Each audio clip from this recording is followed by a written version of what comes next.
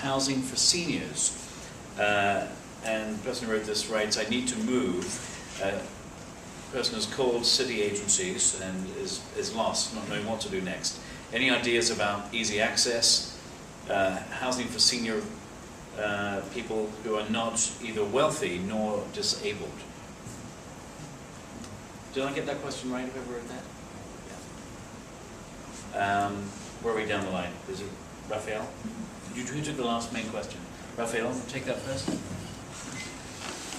Well, I actually think this would be an excellent question to call Bevan Deputy with. And I think that the job of the neighborhood supervisor is to be an advocate for constituents like this person who is trying to navigate their way through probably a fairly frightening moment in life. And I think that that moment is happening for a distressing number of seniors in this district.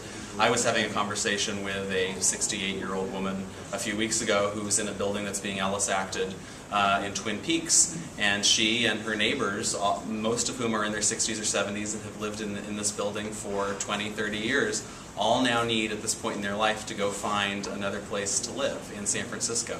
That's a real challenge. I think that there's the immediate advocacy piece that a supervisor can do, then there's the larger systemic issues around trying to get more funding for senior housing, for permanently affordable housing, so that we can keep some of these folks in San Francisco, and so it's not a permanent exile to receive that Ellis notice. All right, Scott, do you want to start? Yeah. In the short term, we have some terrific organizations that work on housing for that was a fast 30 seconds. Next. Thanks, Mark. Terrific organizations like Open House, like some of the senior centers at 30th Street, who do terrific work and advocacy around housing for seniors, but it's not enough. And so, for example, when we have all the development that is likely to occur around here, for the developers that decide not to do it on site and instead to pay a fee, we have the opportunity to perhaps accrue some of those fees to build affordable housing, say for seniors, in the neighborhood, to keep the affordable housing here, to make it targeted and provide space for the people who have really built so much of this community. All right, Rebecca. Person who asked that question should come see me afterwards. I'm not waiting till November 2nd to start being a neighborhood supervisor. I'm happy to call my friends Sonia Delgado or Myrna Melgar, who work at the Mayor's Office of Housing.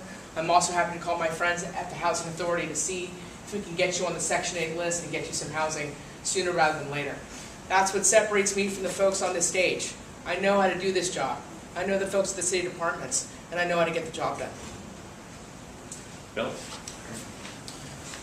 Well, I appreciate your knowing everyone down there, which is great. I love Rebecca. But the problem is this. The problem is this. You can know everyone you want, but that doesn't change your economic situation, right? The problem in a lot of these affordable housing situations is this, is the qualifications are skewed. They haven't been looked at in over 20 years. We have got to change the qualifications for these people to be able to get into these housing situations much more easily. So, thanks. By the way, we're still taking questions from you, so if you have a question, give it to the guys here at the side, and then we'll bring it forward. But let's get through these. Next question.